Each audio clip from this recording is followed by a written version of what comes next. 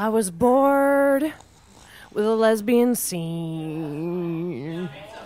Told myself I gotta find another thing.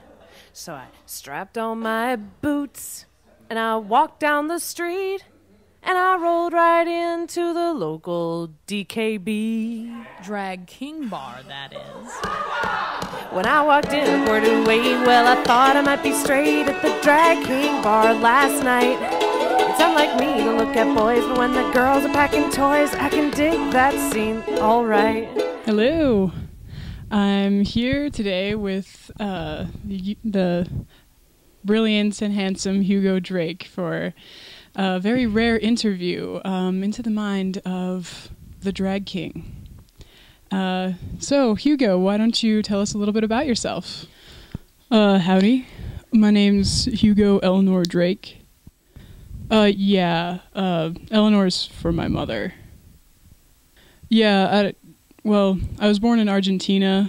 I was the product of a Navy admiral and a Argentinian prostitute in Buenos Aires. And I don't know, she catered to some weird FDR fetish. So the Argentinian prostitute was named Eleanor. All right, well, Hugo, why don't you tell us what you think makes a good drag king? Well, what makes a good drag king is definitely someone who understands the politics of it. The fact that just by, putting some hair on your face and talking in a lower register, you have different political power than if you were more feminine looking. You're a different sort of being, and it's like the politics of having a cock, and it's interesting to play with that. I mean, not play with your cock, but to have that power. And what would you say drag means to you?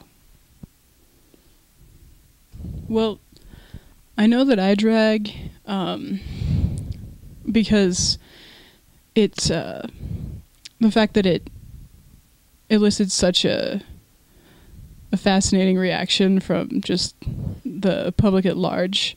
The fact that because so many different assumptions are made about me from far away when I look male, when I get up closer and people start to wonder, it's fun to see how their eyes change and how that's the way that they deal with me has changed, and that they'll be thinking about that. The way drag fits into my identity, it's pretty broad, I think, because I'm Catholic, and I was sort of taught that like my image of God was this, stately white man, and like beard and shit, and I never really bought that, because I always thought that if there's this huge life force that runs through the whole universe,